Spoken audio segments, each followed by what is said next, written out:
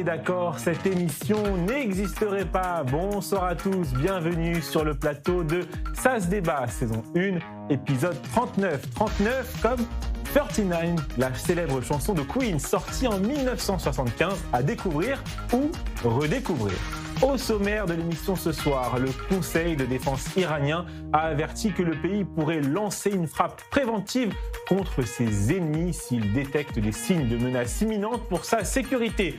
Qui frappera en premier ? Israël, l'Iran ou aucun des deux ? Débat dans quelques minutes.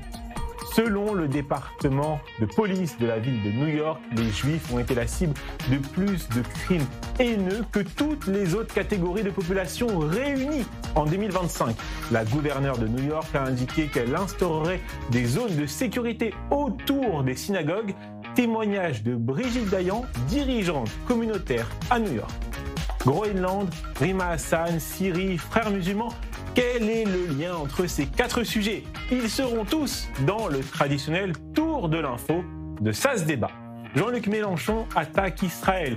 Vous allez me dire que Jean-Luc Mélenchon attaque encore Israël. Oui, c'est vrai. Nous avons décidé de consacrer le second débat de l'émission à ces attaques du leader de la France insoumise contre le seul État juif. Et Julien Assal, slalom avec ses skis, boxe avec les mots, jongle avec les punchlines et nous régale tous les soirs avec sa carte blanche. Rendez-vous en fin d'émission. Vous êtes bien installés sur votre canapé ? Bah allez, je vous présente le casting du soir.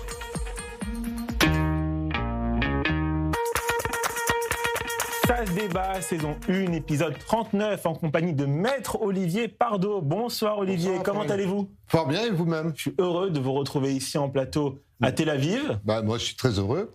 Ici, on ne fait pas de ski, mais on va à la mer. Exactement, on vous souhaite une bonne année 2026. Alors, on a vécu en France, il y a 11 ans, jour pour jour, le drame des attentats de Charlie Hebdo. On commémore aujourd'hui ces 11 ans et Charlie Hebdo qui a sorti aujourd'hui un numéro spécial antisémitisme. J'imagine que vous avez vu cette une qui a beaucoup circulé. Qu'en pensez-vous ? D'abord, je pense que la gauche, quand elle décide de lutter contre l'antisémitisme, a sans doute beaucoup plus de talent que la droite. Et qu'il ne faut jamais oublier que Charlie Hebdo, c'est un journal de gauche. Et je trouve qu'ils ont adopté une position qui est une position fantastique parce que, ayant connu le terrorisme islamiste, et appelons les choses par leurs mots, ils sont en communion d'esprit avec ce que peut ressentir aujourd'hui les Juifs, j'allais dire de France, mais d'Europe, du monde, qui sont confrontés à la plus grande vague d'antisémitisme depuis la Seconde Guerre mondiale. Mesurez ce que cela veut dire. Ce ne sont pas que des mots, ce sont des morts. En Australie, en France, parce qu'après Charlie Hebdo, il y a eu Hypercacher. Avant, il y a eu la rue Copernic. Avant, il y a eu Toulouse, Mohamed Merah, et ainsi de suite. On pourrait égrener pendant toute votre émission toutes les victimes de l'antisémitisme. Mourir parce qu'on est juif, mourir parce qu'on est un enfant juif. Mesurons un instant ce que cela peut vouloir dire sur l'état du monde. Heureusement, il y a Israël. Et on salue évidemment cette une courageuse de Charlie Hebdo, ce dossier sur l'antisémitisme en France. Bonsoir Jérémy Simber. Bonsoir Raphaël. Comment allez-vous ? Mais ça va très bien, bonne année 2026. Bonne année à vous aussi. Alors j'imagine que vous avez vu aussi ça circuler sur les réseaux sociaux lors des célébrations à Lyon après le match de la CAN. Des groupes de supporters algériens ont été filmés, scandant des slogans insultants visant les Marocains, ainsi que des propos à caractère antisémite. Au moins 7 arrestations en France après la qualification de l'Algérie pour les quarts de finale. Une réaction rapide ? On ne parle plus de football et c'est très dommage parce que voilà. La CAN est une très belle compétition. Très belle compétition avec beaucoup de talent sur le terrain. Et moi qui suis un fan de foot, évidemment, je suis peut-être pas autant que la Coupe du Monde, mais quand même ça m'intéresse beaucoup. Et c'est dommage qu'on vire vers quelque chose qui n'a absolument rien à voir avec du sport et qui en fait devrait être puni, mais très sévèrement, qui ne l'est malheureusement pas. Heureux de retrouver Rachel Bourlier depuis nos studios parisiens. Bonsoir Rachel, comment allez-vous ? Bien, je suis avec vous, donc c'est toujours un plaisir. J'imagine que vous avez vu la polémique provoquée par le quotidien espagnol El País. Ils ont publié un article sur le juge fédéral Alvin Hellerstein. Le journal décrit le magistrat désigné pour présider le procès de Nicolás Maduro comme impartial. malgré son appartenance à la communauté juive. Le mot « malgré », il donne la nausée. Ah non, mais et puis surtout, il faut savoir, ce que El País, c'est pas n'importe quel quotidien. C'est l'équivalent, par exemple, pour la France du Monde ou du New York Times pour les États-Unis. Donc, c'est comme si on lisait dans un quotidien qu'un juge a rendu un verdict équitable malgré sa foi catholique. C'est invraisemblable.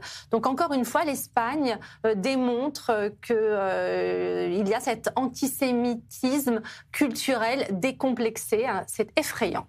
Et à vos côtés, Rachel, nous accueillons Gérard Mordia. Bonsoir Gérard Mordia. Vous êtes romancier, poète et cinéaste. Bonsoir. Votre dernier roman, Ruben Black, est sorti en janvier 2025 aux éditions La Pionnière. Merci d'avoir accepté notre invitation dans Ça se débat. Vous êtes prêts ? Je suis prêt, oui, merci. Et puis, que 2026 ne soit pas pire que 2025. Voilà ce que je peux souhaiter. C'est tout ce qu'on se souhaite. Découvrons à présent quels débatteurs ont gagné les face-à-face de l'émission d'hier. À la question « Benyamin Netanyahou a-t-il raison de ne pas vouloir d'une nouvelle guerre avec l'Iran ?» Vous êtes d'accord à 58% avec Rost. Et à la question « Israël doit-il ouvrir l'accès à Gaza aux journalistes étrangers ?» Vous êtes d'accord à 65% avec Jean-Michel Cohen. Passons sans plus tarder au premier débat de cette émission. Alors que les manifestations continuent de prendre de l'ampleur à travers l'Iran, le Conseil national de défense a publié une déclaration qui laisse la porte ouverte à une action militaire préventive, avertissant que Téhéran ne se limiterait pas nécessairement à des représailles s'il percevait des menaces concrètes à sa sécurité.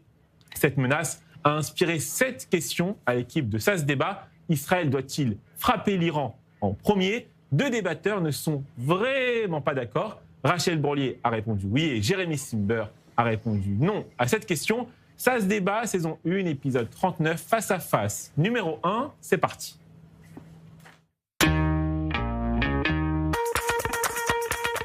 Rachel, vous commencez 1 minute pour convaincre nos téléspectateurs. Jérémy, vous connaissez le principe, vous enchaînez juste après. Tout le monde est prêt ? Rachel, c'est à vous. Absolument. Israël se trouve à la croisée des chemins. Il n'est plus temps donc à la diplomatie, mais bien Israël ne doit plus laisser une théocratie aux abois risquer de se doter de l'arme nucléaire, mais il est temps d'agir. Tout simplement parce qu'il faut neutraliser l'ennemi, parce que l'ennemi a peur. On le voit bien, Téhéran a peur de sa rue et il craint aujourd'hui un risque de la même chose qui est en train de se produire au Venezuela. Donc pour moi, en effet, il n'y a pas d'autre option que Israël doit frapper à nouveau, mais pas pour déclarer la guerre, mais pour se protéger, pour de la prévention. Et oui, je vois que en plateau, ça suscite un émoi, mais en effet, Israël doit protéger sa population. Quand on voit que Téhéran est capable de s'attaquer à sa propre population, eh bien Israël doit protéger ses citoyens. Jérémy, c'est à vous. Alors moi, ma réponse, de ce que je pense, je vais quand même être assez nuancé, puisque en règle générale, bien sûr qu'Israël doit faire tout pour que sa sécurité soit assurée, et s'il faut préventivement attaquer l'Iran, on le fera. Moi, mon problème, c'est le timing. Il y a actuellement en Iran une révolte qui est en cours de développement. Ça commence par des petites manifestations et on a déjà, après quelques jours, des postes de police dans certaines villes en Iran qui se retournent contre leur propre régime. Ça veut dire que quelque chose est en train de se passer et je trouverais ça très dommage que parce qu'il y ait une frappe, qu'il y ait une sorte d'union sacrée même de ceux qui sont contre ce régime iranien, qui pourraient se retourner contre nous et qui pourraient tout simplement dire si c'est comme ça, on va se mettre autour de notre nation, peu importe qui est à sa tête, et on va oublier un petit peu les manifestations. Ça, ce serait dommage. Mais bien sûr, si Israël doit se défendre, il le fera et je suis tout à fait pour à ce moment-là. Merci beaucoup, Jérémy Simber. Olivier, vous êtes plutôt d'accord avec l'argumentaire de Rachel à Paris ou de Jérémy ici à Tel Aviv ? D'habitude, je suis souvent d'accord avec Rachel, mais ce soir, je suis du côté de Jérémy. Je pense que des choses sont en train de se passer à Téhéran, notamment parce qu'il y a la révolte du bazar. Et ça veut dire beaucoup. Ça veut dire que, rappelez-vous, quand le Shah est tombé, c'était le bazar qui se révoltait. Là, c'est pas uniquement des minorités qui se révoltent, mais c'est tout un tissu économique qui veut mettre à bas le régime. Et il faut que ce régime tombe de lui-même, parce que la population iranienne est une grande population, et comme toutes les grandes populations et les grandes nations, ils ont du mal à accepter qu'un État étranger, surtout Israël, puisse les guider dans ce sens-là. Demain, si le régime change, que le nouveau Shah revienne, puisque c'est lui qui est porté aujourd'hui, eh bien je suis sûr qu'ils rentreront dans les accords d'Abraham, et ça sera quelque chose de merveilleux pour cette région de voir un accord entre l'Iran et Israël. Gérard Mordia, l'Iran considère comme une menace les déclarations de Donald Trump et de Benjamin Netanyahou concernant les manifestations en cours. Le pays ne tolérera pas que cela se poursuive sans répondre, a déclaré aujourd'hui le chef de l'armée iranienne. Est-ce que vous craignez une nouvelle guerre? Est-ce que c'est le moment, comme le dit Jérémy Simber, pour Israël d'attaquer l'Iran? Non, je crois que c'est jamais le moment d'attaquer. Je pense d'ailleurs que tout ça sont surtout des prises de position extérieures par rapport à la situation interne qui se passe actuellement en Iran. Et moi, je crois que ça serait la pire des choses que de lancer une nouvelle guerre, parce que cette guerre, eh bien, ne fait qu'ajouter aux guerres qui sont déjà en cours, et qu'il n'y a aucun recours, au fond, face à ces massacres, qu'ils soient d'un côté ou de l'autre. Je pense qu'Israël est suffisamment armé pour ne pas avoir à attaquer qui que ce soit et rester chez elle et parfaitement en place où elle est. Jérémy Simber. Pardonnez-moi, juste un petit point. Allez-y, Rachel, rapidement. Oui, rapidement, juste un petit point. Laisser l'arme nucléaire, le bouton nucléaire à un pays, à un régime qui tire sur sa propre population, moi je crains que l'inaction d'Israël il ne peut pas se permettre de mettre sa population en danger. Et je pense que l'inaction de la communauté internationale, c'est ça le vrai danger. Donc Israël se doit de protéger sa population quand on voit qu'un régime tire sur ses propres citoyens. Mais l'Iran n'a a priori pas l'arme nucléaire. Je crois que l'Iran n'a pas l'arme nucléaire, que c'est une technologie trop compliquée pour ce qu'ils peuvent faire, alors qu'ils aient préparé l'idée et qu'ils essayent de le faire peut-être, mais ils ne maîtrisent en aucun cas l'arme nucléaire, alors qu'Israël a l'arme nucléaire fournie par les Américains. Merci beaucoup. Jérémy Simber, on en parlait hier dans l'émission, des informations de nos confrères de la chaîne de télévision publique Cannes. Benjamin Netanyahou aurait fait passer un message d'apaisement à l'Iran via Vladimir Poutine. C'est du bluff selon vous? On est dans la tactique? Difficile à dire parce que si on revient en juin, là il aussi nous a fait un petit coup comme quoi son fils devait se marier, alors c'était un mauvais timing de toute façon, il n'y aurait pas d'attaque et puis finalement apparemment c'était du bluff pour préparer l'attaque et pour donc attaquer à ce moment-là. D'un autre côté, je pense que, c'est mon avis, mais j'espère que j'ai raison, je crois que Benjamin Netanyahou voit aussi ce qui se passe en Iran actuellement et se dit que peut-être cette fois-ci, contrairement aux précédentes révoltes, cette fois-ci c'est quelque chose qui va durer, qui va continuer, qui va grandir, qui va continuer à se développer et qui peut-être mènera en effet à la chute du régime. Et si ça se passe, bien évidemment, il n'y aura plus besoin d'attaquer l'Iran.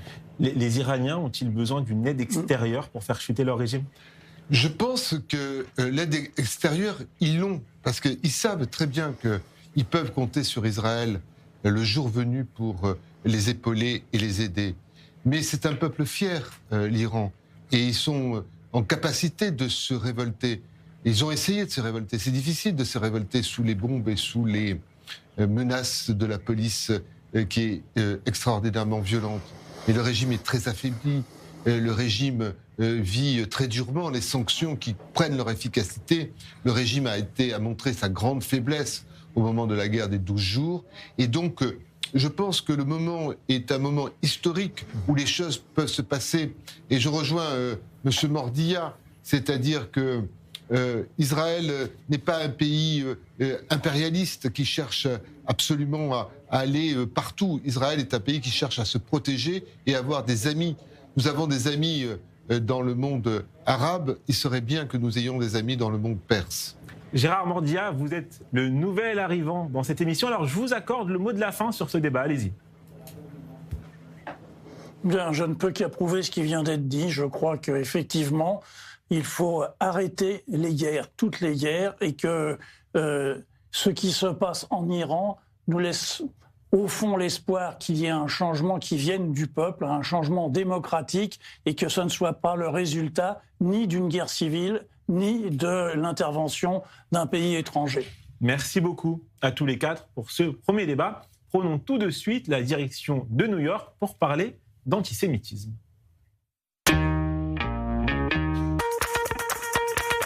330 crimes haineux contre des juifs, soit 57% de tous les crimes haineux signalés à New York, alors que les juifs new-yorkais ne constituent qu'environ 10% de la population de la ville. Pour en parler, nous accueillons Brigitte Dayan, responsable communautaire juive à New York.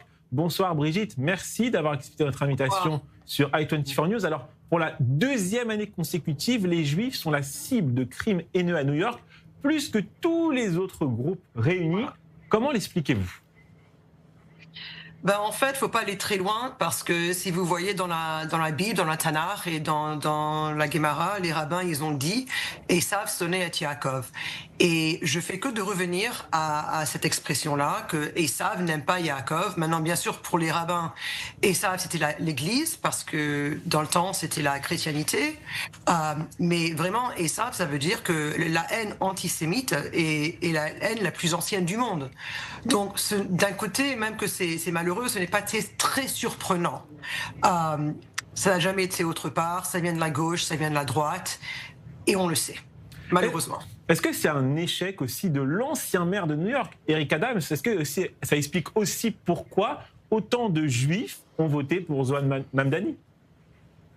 Je ne crois pas que c'est un échec de Eric Adams. Je crois qu'il y a plusieurs facteurs. Tout d'abord, le 7 octobre. Le 7 octobre a donné permission à beaucoup d'antisémites à montrer leur couleur d'une façon qui était permis, qui n'était peut-être pas permis avant le 7 octobre. Alors ça, c'est numéro 1. Numéro 2...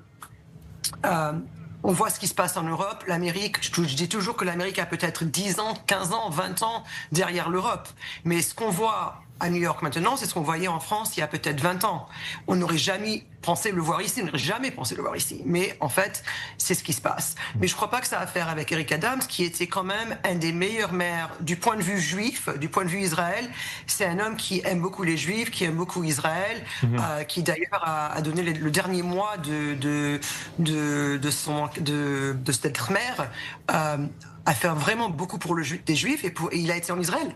Parlons concrètement, Brigitte Dayan, qui s'en prend aux Juifs à New York ? Parce que vous dites que ça vient de la droite, ça vient de la gauche, mais qui s'en prend physiquement aux Juifs à New York ? Alors, je vais vous dire, David Harris, c'est le chef du American Jewish Committee, une très grande organisation juive, et il dit, je vais vous dire en anglais, après traduire, « The swivel theory of anti-Semitism ». Swivel, c'est une chaise qui se retourne, comme ça, comme je fais maintenant. Il a dit, cette théorie de l'antisémitisme, c'est que ça vient de partout, de la gauche, de la droite, en haut, en bas, pauvres, riches, jeunes, vieux. Et c'est exactement ce qu'on est en train de voir. Alors, de la gauche, on le sait depuis un petit moment, ça vient des gens qui disent, qui sont contre Israël, mais qui en fait sont antisémites. Mais maintenant, je ne sais pas si vous avez suivi, mais on voit absolument ce qui se passe avec la droite, avec Tucker Carlson, avec Candace Owens, même avec quelques statements de J.D. Vance, le vice-président, qui dit qu'il n'y a pas d'antisémitisme dans la droite, que des gens qui ne sont pas d'accord avec le foreign policy de l'Amérique. Maintenant, ça vient de partout. C'est ça le problème. Ça vient de partout. Et les récentes mesures adoptées par Zohran Mamdani, elles ne vont pas spécialement dans le bon sens. Par exemple, supprimer l'adhésion de New York à la définition de l'IHRA de l'antisémitisme, ça vous inquiète, ça ? Ça nous inquiète absolument et ça inquiète tous les organismes juifs ici. Et vous savez, je ne sais pas si vous savez que le ADL, qui est la plus grande organisation Anti-Defamation League, qui surveille l'antisémitisme, a commencé un monitor pour surveiller les actions du maire. Ils n'ont jamais fait ça vis-à-vis un maire ou un politicien. Et là, ils ont un tracker pour voir exactement comment il va réagir. Et je crois que ces prochaines semaines vont être un vrai test pour lui, à voir est-ce qu'il va parler des deux côtés de sa bouche. Est-ce qu'il va dire bon, il faut laisser les gens aller à la synagogue, mais d'un autre côté, on ne sait pas ce qui se passe dans les synagogues, comme il a fait pour ce qui s'est passé devant Parkist il y a un petit moment. Donc, ça va être un test, exactement, de voir ce qu'il peut faire. Mais je dois dire aussi que, même qu'on parle tellement d'antisémitisme à New York, et oui, c'est vrai, et c'est malheureux, il faut dire quand même que la vie juive à New York est d'une richesse immense. Et que nous, les Juifs, on est liés à l'histoire de New York, à la vie quotidienne, la vie culturelle, la vie religieuse, la vie financière de New York. Et nous n'allons pas renier ni notre identité, ni notre contribution à cette ville. C'est qui on est là, et voilà, on est fiers. Merci beaucoup, Brigitte Dayan, d'avoir accepté notre invitation sur i24 News. Vous revenez quand vous voulez. Une réaction, Olivier Pardo ? Oui, quand vous avez dit New York, l'antisémitisme, je me suis dit que c'est vraiment une révolution de toutes nos certitudes. S'il y avait bien une ville dont on n'imaginait pas un instant qu'elle puisse basculer dans une tendance vers l'antisémitisme, c'était bien New York. New York, ça a été longtemps la capitale du judaïsme mondial. Et aujourd'hui, c'est devenu une ville où on parle d'antisémitisme, où le maire a pris les premières décisions sur ce terrain-là. Ce qui prouve deux choses. D'abord que l'antisémitisme est une maladie incurable et malheureusement mortelle. Et que le deuxième point, c'est que Dieu merci, il y a Israël. Dieu merci, il y a maintenant un môle du judaïsme qui est un môle incontestable, extrêmement fort et qui est en appui avec les communautés de la diaspora, alors que jadis, il y a 20 ans, vous êtes tous très jeunes autour de cette table, c'était la diaspora qui était en appui d'Israël. Aujourd'hui, Israël est devenu la pierre d'angle du judaïsme. Jérémy ?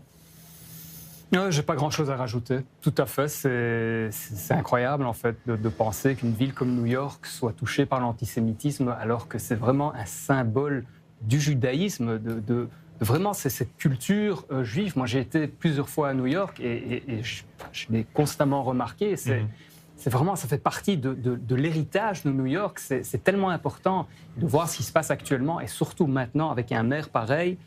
Ça ne laisse pas... voilà, ça m'inquiète. Gérard Mordia, vous avez entendu le témoignage. Gérard Mordia, vous avez entendu le témoignage de Brigitte Dayan. Elle explique que l'antisémitisme, on en parle beaucoup depuis le 7 octobre, est présent à gauche. Mais c'est vrai qu'il y a une nouveauté qui s'est ajoutée à cela. Depuis quelques mois, le noyau dur du mouvement MAGA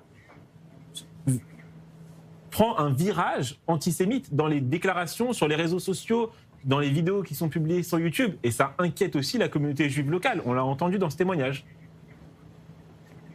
Oui, je regrette qu'elle n'ait pas répondu à votre question sur quels sont les auteurs des crimes antisémites. Ça serait très intéressant de savoir qui est impliqué dans ce type de crime, quoi, parce que là, ça reste une chose abstraite. Je suis absolument sidéré de voir 330 actes antisémites à New York. Je n'y en reviens pas. Je me demande qui sont les auteurs. Est-ce que ce sont les Afro-Américains ? Est-ce que ce sont ceux qui sont d'origine ou de culture musulmane ? Est-ce que ce sont les rednecks qui ne peuvent plus supporter les Juifs, etc. D'où ça vient ? Et ça ne m'étonne pas qu'une partie des Trumpistes tourne vers l'antisémitisme.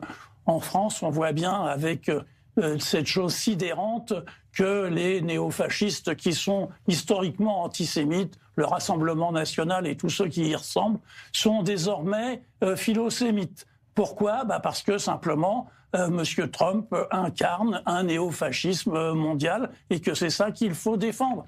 Donc on est dans cette complexité-là et c'est ça qu'il faut dénouer. Et Raphaël, ce qui est paradoxal, c'est que la criminalité à New York a baissé et l'antisémitisme, lui, a augmenté. Et on note 14% d'arrestations de crimes, ce qui n'est pas rien, donc à New York. Donc c'est ça qui est malheureusement très inquiétant. Olivier, rapidement. Rapidement, pour dire que je crains que Gérard Mordia ait un logiciel qui date un peu. C'est-à-dire, d'abord, la gauche n'a pas toujours été philosémite, loin s'en faut. C'est vrai qu'elle a eu une grande période de philosémitisme et que aujourd'hui, le 7 octobre, comme tous les événements majeurs, change les donnes. Et qu'aujourd'hui, il faut se réjouir que le Rassemblement national soit devenu philosémite et il faut déplorer qu'une partie de la gauche soit, comme le dit mon ami Richard Malka, passionnément antisémite. Merci à tous les quatre. Il est l'heure de marquer une courte page de pub. On se retrouve dans quelques minutes sur i24 News. Restez avec nous.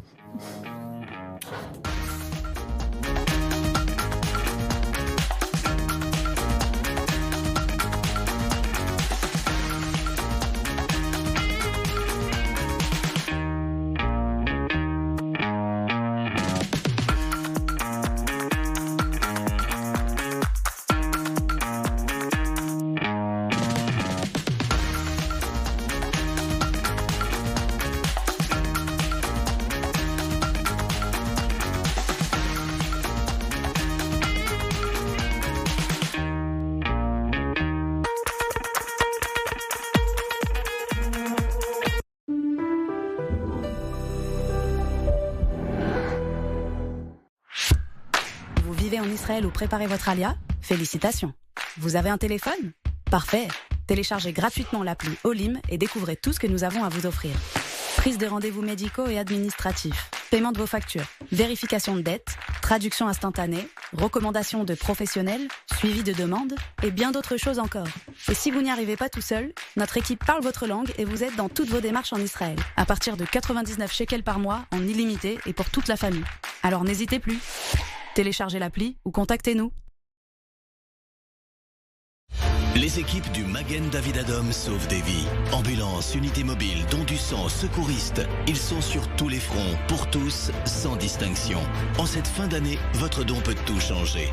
En France, chaque euro compte et chaque don renforce la capacité du MDA à intervenir plus vite, plus loin, plus fort. Cette année, faites un geste qui sauve. Soutenez le Magen David Adom. Parce que sauver une vie, c'est sauver un monde entier. Certains achètent un bien, nous détectons les opportunités. David Jamie Group, l'expérience au service de ceux qui veulent investir autrement. Aujourd'hui, Dubaï explose. Croissance exceptionnelle, fiscalité avantageuse, sécurité incomparable et une rentabilité unique au monde. Entourés des meilleurs experts, nous chassons sur place et à vos côtés les opportunités les plus prometteuses. À Dubaï, mais aussi à Miami, Tel Aviv et Paris. Vous voulez investir intelligemment ? Sécuriser votre avenir dans les plus belles villes du monde ? David Jamie Group, Real Estate Opportunities.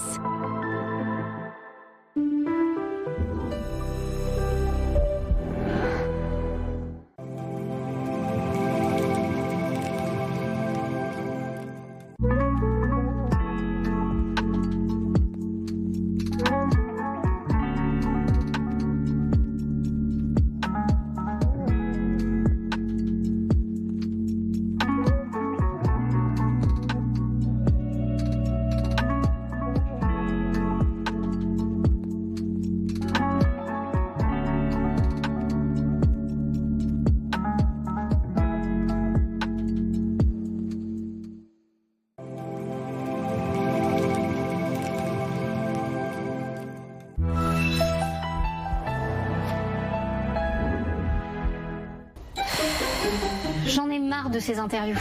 Tout est trop attendu, trop calibré, vous comprenez ? Allergie au politiquement correct. Stade avancé. Et si on osait tout dire ? On essaye ? Confidence, c'est un moment hors du temps. Des figures inspirantes, publiques ou plus discrètes, nous racontent leurs rêves, leurs blessures, leurs vérités. Confidence avec Nathalie Nagar. InnovNation est de retour sur i24 News. Chaque semaine, nous vous emmènerons à la découverte de celles et ceux qui font demain, ici, au cœur de la Startup Nation. Santé, mobilité, culture, agriculture, ici l'innovation n'est pas un mot-clé, c'est un mode de vie. InnovNation, c'est le rendez-vous des idées qui osent et qui fonctionnent. Rendez-vous chaque semaine pour découvrir ensemble les coulisses de l'innovation Made in Israël.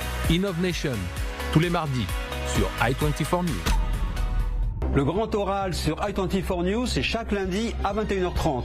Des politiques, des experts, des artistes, des auteurs pour décrypter et comprendre les grands enjeux du Proche-Orient et de notre époque.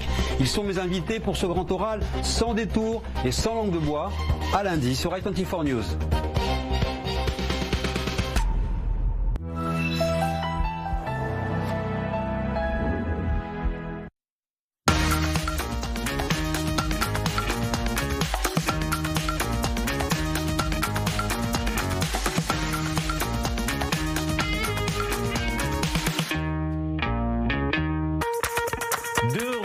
Sur le plateau d'i24 News, toujours avec Gérard Mordillat, Rachel Bourlier, Jérémy Simber et Olivier Pardo. Je vous propose maintenant de faire le tour du reste de l'info.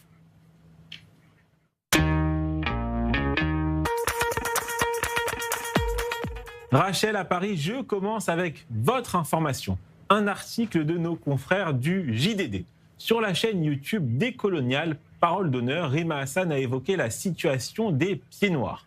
Regardez sa citation. L'Algérie avait proposé aux Français de rester à condition de respecter l'indépendance du peuple algérien. Ceux qui trouvaient insupportable de vivre avec les Algériens en les considérant d'égal à égal sont partis. Il va se passer la même chose avec un certain nombre d'Israéliens. Ceux qui trouveront insupportable de vivre avec les Palestiniens partiront d'eux-mêmes. Une réaction, Rachel Bourlier ? Ce discours repose vraiment, c'est dangereux de réécrire l'histoire comme elle le fait. Tout d'abord, j'ai entendu ces propos, c'est réécrire l'histoire, c'est nier les massacres d'Oran, c'est nier ce qui est arrivé au Harki et le parallèle qu'elle fait avec les Israéliens. C'est un contresens total parce que tout d'abord les pieds noirs avaient le soutien de la France comme repli et les Israéliens c'est leur terre Israël, donc ça c'est un petit détail qu'elle oublie, qu'elle prend pas en considération. C'est nier le lien ancestral que les Israéliens ont avec cette terre, donc forcément ma réaction, vous vous doutez bien que je suis en désaccord total avec ce qu'elle vient de tenir comme propos. Bien évidemment c'est un contresens total et une preuve qu'elle n'a pas connaissance du sujet. Elle méconnaît l'histoire, Rima Hassan, lorsqu'elle déclare ce genre de choses. Non, mais c'est beaucoup plus grave. C'est-à-dire que de penser Israël comme une colonie faite par des colons qui seraient venus... Elle a déjà déclaré tous les Israéliens sont des colons. Tout Israël, hein, on parle bien de tout Israël. Bon, d'abord, c'est méconnaître l'histoire. Et puis, qu'elle vienne en Israël, pas uniquement en voulant aller à Gaza et en passant quelques heures en prison, mais qu'elle vienne vraiment en Israël, parce qu'elle verra que les Israéliens juifs vivent tous les jours, avec des Arabes israéliens. Que de chez moi, en Israël, c'est pas la synagogue que j'entends, c'est la mosquée de Yafo que j'entends. Et je m'en réjouis, parce que ça me donne l'heure et ça me permet de voir où nous en sommes. Nous vivons ici avec 20% d'Arabes israéliens. Et que nous vivons avec des difficultés, mais en parfaite harmonie. Et cette chaîne i24 News en est l'exemple. Voilà, vous avez une chaîne en arabe, vous avez une population... Il y a des juges de la Cour suprême israélienne qui sont arabes. Les Druzes sont à la tête de l'armée israélienne. À la tête de l'armée israélienne. Donc la méconnaissance est grave. Et c'est quelqu'un qui a une détestation, peut-être pour des raisons personnelles, des Juifs et d'Israël. C'est regrettable, parce que c'est sûrement une femme de talent, mais qui est aveuglée par sa haine d'Israël et des Juifs. Jérémy Simber, votre information, on revient en Israël, une information diplomatie, un article de nos confrères du Monde cette fois. Dans un contexte de forte tension au Moyen-Orient, Israël et la Syrie se sont entendus mardi au cours de discussions conduites à Paris, sous l'égide des États-Unis, pour créer une structure commune d'échange et de partage d'informations afin de réduire les risques d'escalade militaire et approfondir les discussions en vue d'un éventuel accord de sécurité. Et ce soir, on parle même d'une possibilité d'ouvrir une station de ski sur le mont Hermon dans le nord d'Israël, gérée par des Druzes syriens et israéliens, et c'est les États-Unis qui pousseraient à ce projet. Donc ça, c'est une information toute fraîche qui vient de sortir, en effet. Et alors moi, quand j'ai lu ça, ma première pensée, c'est on va pouvoir skier ensemble, donc pourquoi pas. Alors, les discussions sont en cours entre Israéliens et Syriens. Je crois qu'il y a les lignes rouges des deux côtés, bien sûr, donc il va falloir s'entendre sur la plupart des sujets si on veut aboutir à un accord. Mais si vous me posez la question, qu'est-ce que ça me fait d'entendre, de voir ces développements entre Israéliens et Syriens? Je ne peux que l'applaudir et espérer que ça va en effet aboutir à au moins à un accord de sécurité, mais on n'en est pas encore là. Je crois qu'il y a encore beaucoup de travail. On vient de loin aussi avec la Syrie. Et puis il y a la question du Golan en soi. Qu'est-ce qui va se passer? Est-ce que les Syriens vont accepter de reconnaître le plateau du Golan comme un territoire entièrement israélien, ou du moins pratiquement entièrement israélien? Ça, c'est la grande question. Gérard Mordia, est-ce que vous voyez d'un bon œil ce rapprochement en cours sous l'égide des États-Unis entre Israël et la Syrie d'Al-Shara? Je vois tout ce qui concourt à atténuer les guerres forcément d'un bon œil. Je ne suis pas du tout un militariste ni un belliciste. Donc, tant mieux s'ils arrivent à s'entendre. Je suis quand même assez sceptique des intentions américaines et de la place que M. Netanyahou pourrait avoir dans cette manifestation. Je ne sais pas de quelle façon les Syriens peuvent faire confiance aux uns et aux autres. Mais tant mieux s'ils essayent, tant mieux si ça se fait. Et je pense qu'il n'y a pas qu'un seul négociateur israélien dans cette histoire. Gérard Mordia, vous avez la parole, vous la conservez pour votre information du soir. Son coup de force contre le président vénézuélien Nicolás Maduro n'a pas rassasié le président américain dans ses visées impérialistes. C'est un article de nos confrères de Libération. Donald Trump étudie plusieurs options pour acquérir le Groenland, y compris utiliser l'armée, a déclaré sa porte-parole mardi, de quoi attiser l'inquiétude en Europe sur le sort de l'île arctique, territoire autonome danois. Est-ce que les menaces de Donald Trump vous inquiètent ?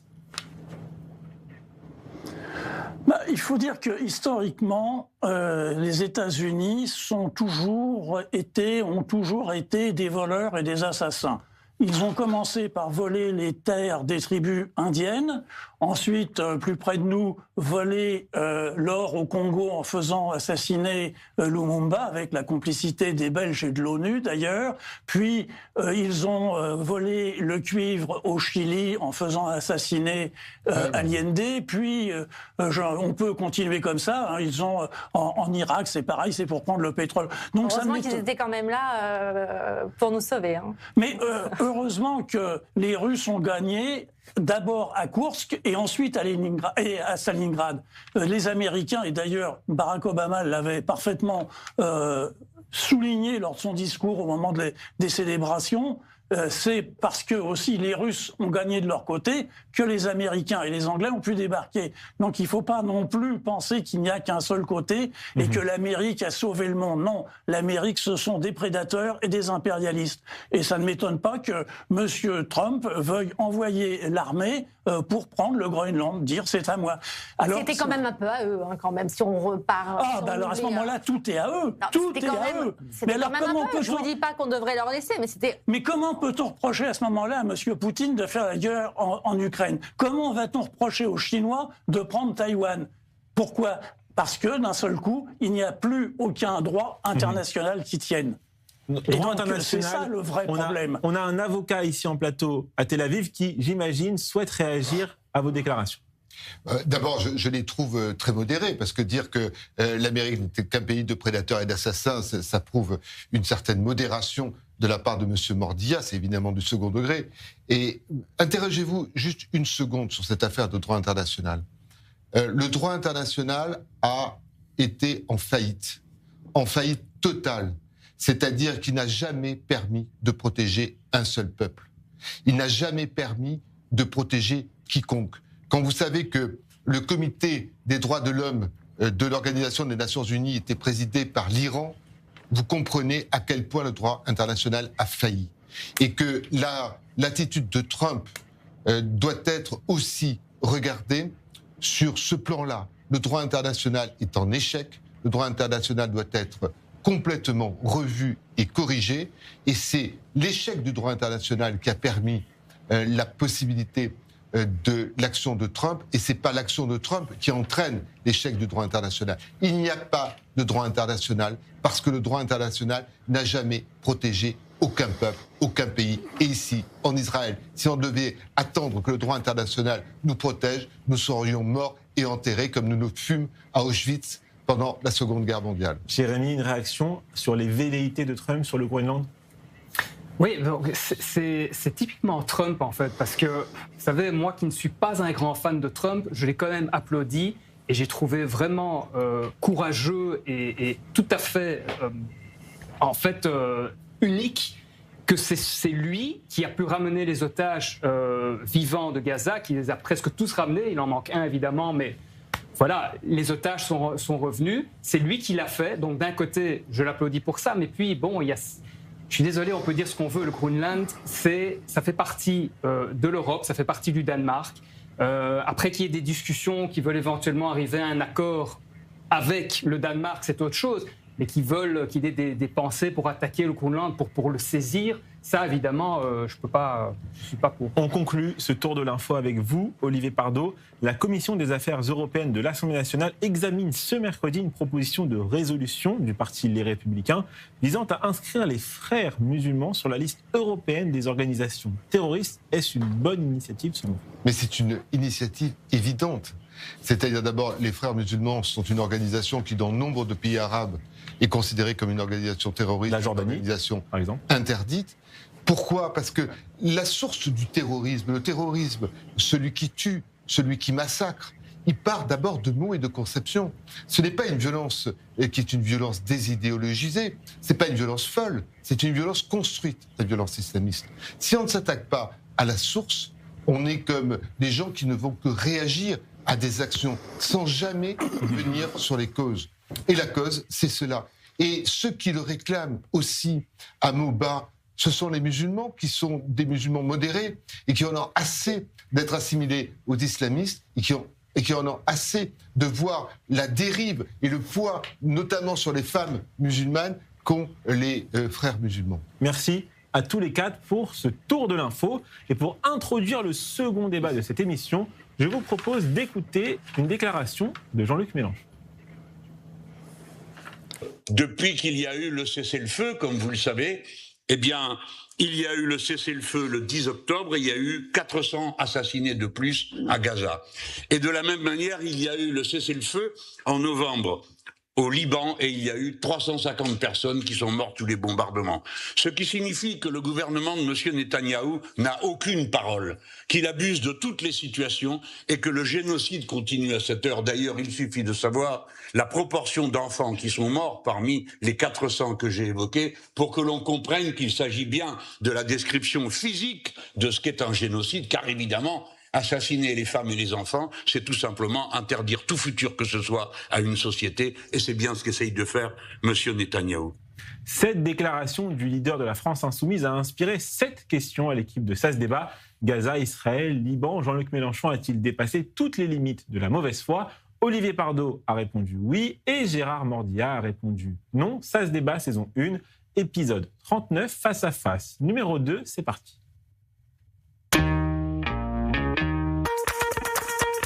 Olivier, vous avez 1 minute pour convaincre nos téléspectateurs. Gérard, vous enchaînez juste après. Tout le monde est prêt ? N'oubliez pas, 1 minute pour convaincre. C'est parti, Olivier. Très rapidement, j'ai vu Jean-Luc Mélenchon aller manifester dans le froid parisien pour demander la libération de M. Maduro, qui est un dictateur sanguinaire, narcotrafiquant. Je n'ai pas vu manifester pour la libération des otages israéliens. Ça me semble le résumer totalement. J'ai dit que LFI était un parti passionnément antisémite. Comment peut-on, quand on s'appelle Gérard Mordia, soutenir un parti manifestement, passionnément, totalement antisémite ? C'est-à-dire qui a fait de la haine d'Israël son alpha et son oméga, qui a présenté Rima Assad à ses côtés au moment de l'élection européenne pour donner un signe j'ai connu Jean-Luc Mélenchon avec des propos laïques, des propos de soutien à Charlie Hebdo. Aujourd'hui, il se vautre dans l'antisémitisme le plus crasse. Sa parole doit être totalement déconsidérée. Merci beaucoup Olivier Pardot. On rappelle que la France Insoumise et Jean-Luc Mélenchon n'ont pas été condamnés par la justice pour l'instant pour antisémitisme. Oui, mais on a reconnu, la justice a reconnu par le jugement dont LFI n'a pas fait appel, que l'on pouvait les considérer comme passionnément antisémites, selon la formule qui avait été utilisée par M. Antoven. Gérard Mordia, 1 minute, c'est à vous. D'abord, je voudrais laver Jean-Luc Mélenchon de cette ignoble accusation d'antisémitisme au prétexte qu'il critiquerait le gouvernement israélien de M. Netanyahou qui mène actuellement en Cisjordanie et à Gaza une action génocidaire. Ensuite, il faudrait rappeler que le 7 octobre, aussi atroce et inqualifiable soit-il, n'est pas l'origine du conflit israélo-palestinien. Et que le terrorisme, que ce soit l'Irgun en Israël, que ce soit l'IRA en Irlande, que ce soit le terre en Espagne, a toujours été la manifestation des peuples opprimés. Et moi, je suis extrêmement triste pour mes amis juifs de voir que de telles atrocités comme celles qui se passent actuellement à Gaza sont commises en leur nom et qu'ils doivent affronter ce slogan qui maintenant passe dans toutes les têtes, le peuple victime est devenu le peuple bourreau. Merci beaucoup Gérard Mordia. Rachel Bourlier, est-ce que vous êtes plutôt d'accord avec l'argumentaire d'Olivier Pardot ici à Tel Aviv ou avec votre voisin à Paris, Gérard Mordia? Franchement, d'Olivier Pardot, parce que c'est assez ironique, mais de voir un enfant de l'Algérie française, petit-fils de Pieds Noirs, s'ériger comme un magistrat, un procureur de l'histoire d'Israël. Donc sincèrement, moi j'aimerais que M. Mélenchon se souvienne de son arbre généalogique qui a fleuri à l'ombre quand même de la colonisation, parce qu'il a la mémoire qui flanche, comme le chantait Jeanne Moreau.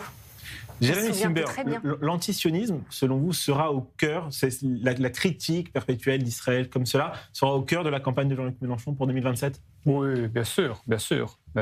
Aucun doute. Et je voudrais quand même rappeler à Gérard Mordia que lorsqu'on a posé la question pourquoi est-ce que le 7 octobre, qui a été visé le 7 octobre, quand on a posé cette question à Jean-Luc Mélenchon, il a dit, quand tu lui as dit mais ce sont des Juifs qui se sont fait assassiner, Jean-Luc Mélenchon a répondu non, ce ne sont pas parce qu'ils sont juifs, c'est parce qu'ils sont israéliens. D'accord ? Maintenant, je veux quand même rappeler, je l'ai déjà dit ici en plateau, qu'on a eu un terroriste du Hamas qui, après avoir assassiné une dizaine d'Israéliens, de Juifs israéliens, a téléphoné à sa maman pour dire « Maman, j'ai tué 10 Juifs ». D'accord ? Il n'a pas parlé de sionistes, il n'a pas parlé d'Israéliens, il a parlé de Juifs. Alors dire que le 7 octobre était parce que c'était des Israéliens, c'est vraiment c'est enfantin et c'est fantaisiste. Je voudrais rappeler à Gérard Mordia, parce qu'il ne faut pas tout mélanger, et ce qu'il vient de dire est gravissime, que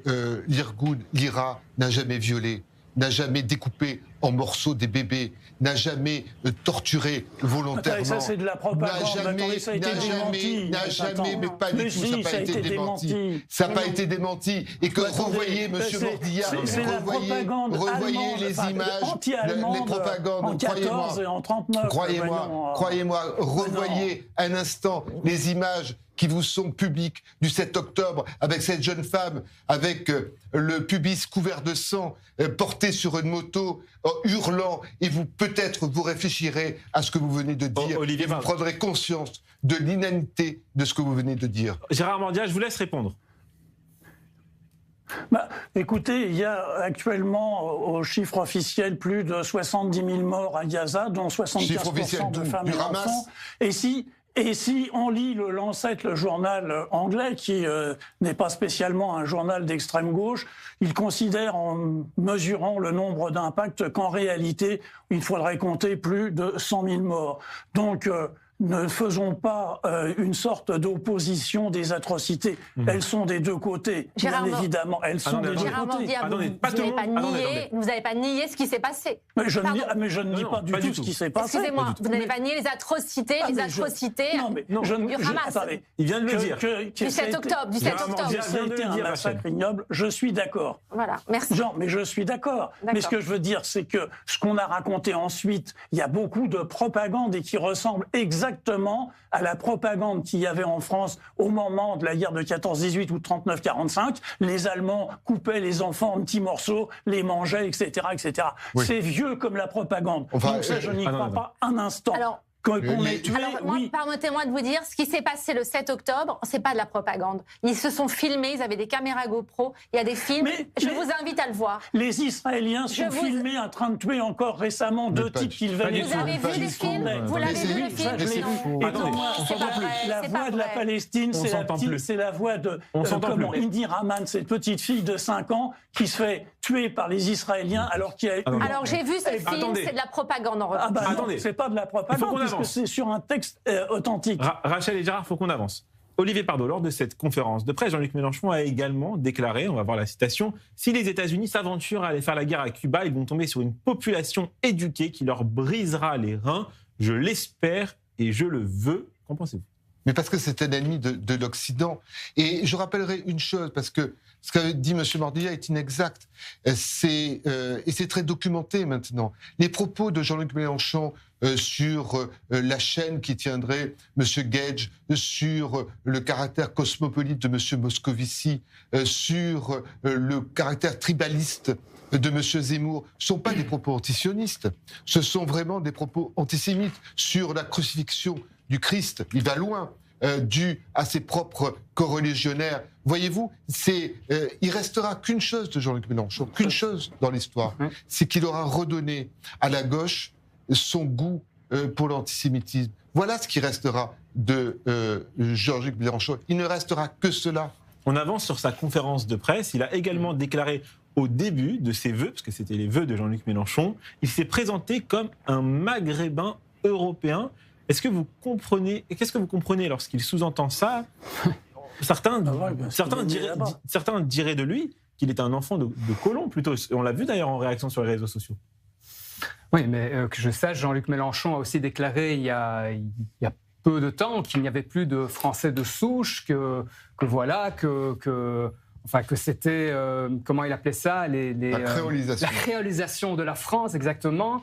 Et que il y avait plus de Français en fait. Il y a des gens qui habitent en France, mais il n'y a plus de Français. Voilà, ça c'est la rhétorique de Jean-Luc Mélenchon, et je pense que ça va être en effet ce genre de slogan de campagne qu'il va utiliser. Mais Jean-Luc Mélenchon veut changer le peuple. Il le dit lui-même. Il veut changer le peuple.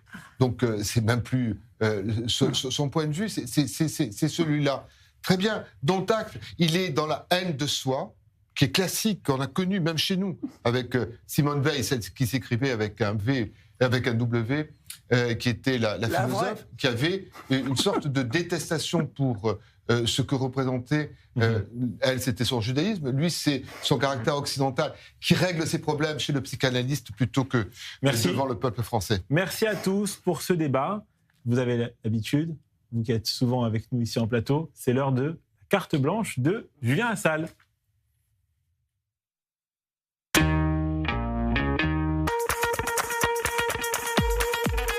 Salut Raphaël, salut tout le monde. Allez, la nage à Paris, J+2, bienvenue dans le monde de Narnia. Quel kiff aujourd'hui. Il n'y a pas plus satisfaisant que voir des gens tomber par terre au ralenti. Quel kiff. Et dans ma ville, tout le monde se connaît. Du coup, tout le monde se concentre, se regarde, tout le monde fait des petits pas. Quand il neige, on dirait qu'on vient tous de naître. Bon, pendant qu'à Paris, on a peur de perdre l'équilibre, au Moyen-Orient, le Hamas a peur de perdre son sponsor. Et oui, avec les manifs en Iran, le Hamas redoute l'effondrement du régime des Mollahs, ce qui le mettrait dans une situation très inconfortable. Imaginez un club de foot sans sponsor, eh bien plus de transferts, plus de salaires et plus de stars sur le terrain. Et dans les faits, le Hamas, c'est comme le PSG qui dépend du Qatar. Voilà, si QSI annonce qu'il retire le budget du PSG, bonjour la relégation et panique dans le vestiaire. Mais l'Iran, c'est aussi un président de club. Sans lui, tout s'écroule. Le Hezbollah et leur Neymar blessé, la Syrie et son mercato raté, Et les Houthis qui jouent les remplaçants, de leur côté, les supporters regardent désespérés. Et de son côté, Trump joue l'arbitre et sort les cartons jaunes. Mais fidèle à ses bonnes résolutions, Donald, il s'arrête pas là. Ah là, il veut conquérir le Groenland. Et oui, le Groenland, il couvert de glace et de pingouins. Et il est prêt à tout. Il vient d'annoncer qu'une intervention militaire au Groenland serait possible. Imaginez l'armée contre les quelques habitants qui pensaient que leur plus grande menace était le froid. Alors il a peut-être une idée, Trump, faire du Groenland une station balnéaire tropicale, le Miami du Grand Nord. Voilà, igloo de luxe avec jacuzzi et piscine chauffée et terrain de golf sur la banquise. D'ailleurs, c'est vraiment la banquise chez nous. Allez, à demain, Raphaël. Allez, ainsi s'achève cette émission. Merci à Gérard Mordillat pour sa première participation dans Ça se débat. Merci Rachel Bourlier, merci Olivier Pardo et Jérémy Simber. Tout de suite, le journal de 22h présenté par moi-même. Restez avec nous sur i24 News.